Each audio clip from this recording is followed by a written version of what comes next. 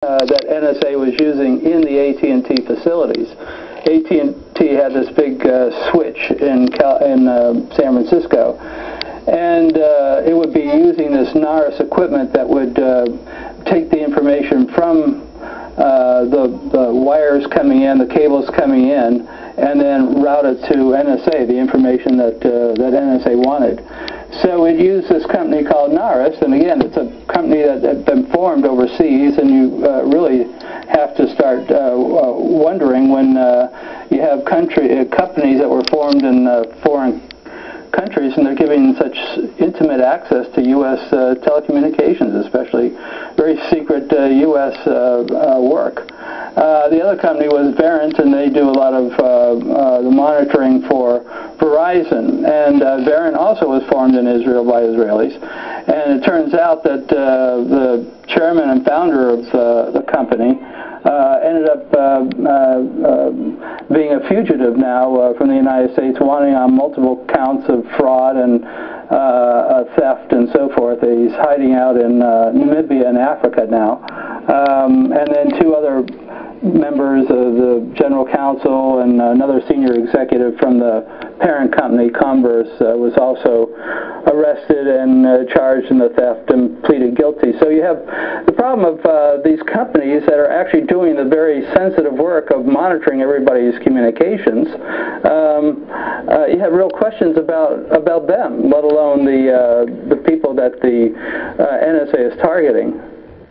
Jim Banford, you have been writing about the NSA for decades. It's interesting speaking to you in London. We usually speak to you in the United States. You're sitting right along the Thames, across the river from MI6, from British intelligence agencies as we speak. But as you unveil this story in Wired magazine about this small place, or obscure until now place, Bluffdale, Utah, right near the Four Corners, where, you know, Colorado and New Mexico, Utah and Arizona hit on the map there in the southwest of the United States. I can't help but think about how you came close to standing trial in 1982 for your book on the NSA, The Puzzle Palace, revealing what was going on with the NSA. Are you at all concerned about what it means to reveal this information?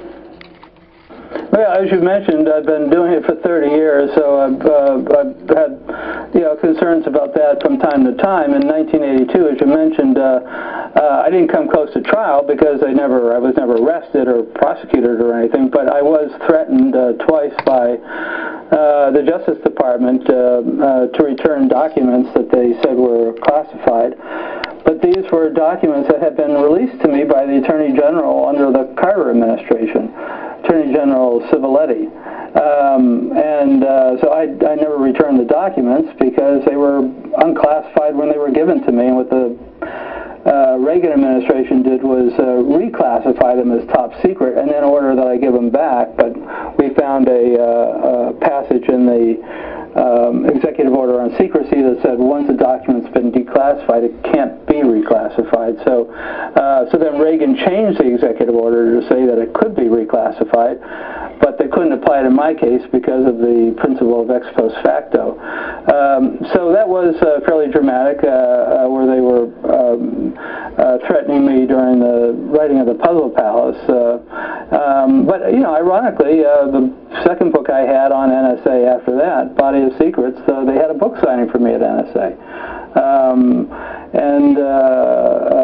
I interviewed, the director's office and had tours of the agency and all that, everything else. But then when I discovered that NSA was doing all this illegal warrantless eavesdropping, I wrote the third book, which was The Shadow Factory, showing how NSA got involved in all this illegal activity after they had basically given it up for many years, ever since the Foreign Intelligence Surveillance Court was created in around 1978. So I've had sort of a love-hate relationship with NSA over the years, but so sometimes I'll compliment them if they do something good, and other times I'll criticize them as I do in this article for things that I don't think they're doing very good. James Bamford, can you say what your response is to the way in which the Obama administration has dealt with this issue as against how the Bush administration did? What differences there are, if any?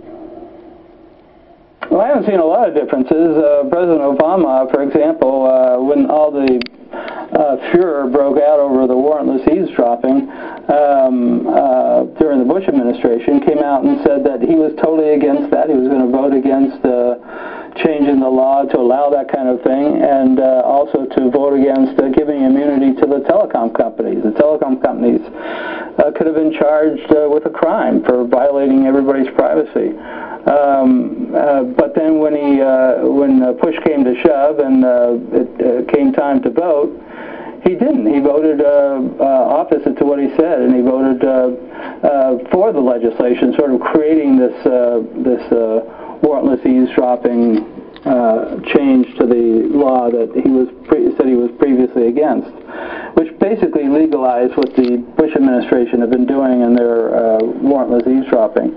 And he also voted against, or he voted in favor of giving immunity to the telecom companies, which is, again, opposite of what he said previously.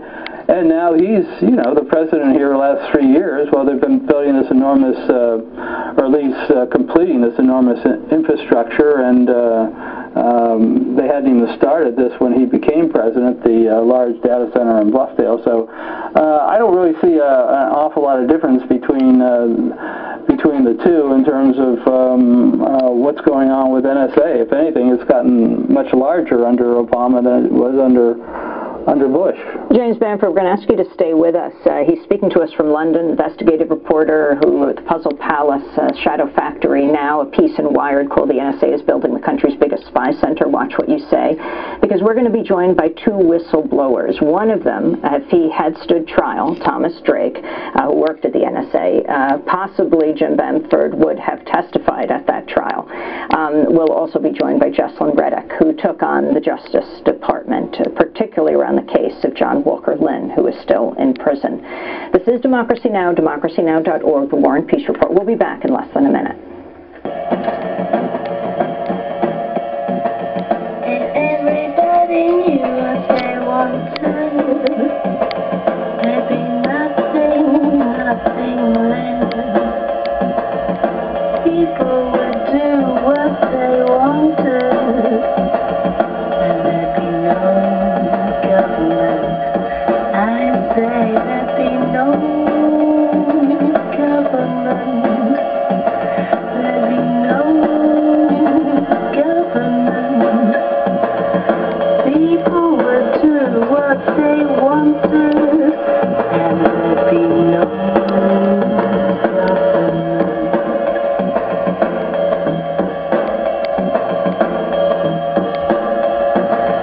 If everyone knew what they wanted, if everyone knew what they wanted, people would see with clarity. No Government by Nicolette, here on Democracy Now!, democracynow.org, the War and Peace Report. I'm Amy Goodman with Nermeen Sheikh.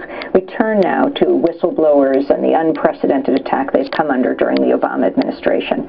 Evoking the Espionage Act of 1917, the administration's pressed criminal charges against no fewer than 6 government employees, more than all previous presidential administrations combined. Their crime, leaking classified information to reporters.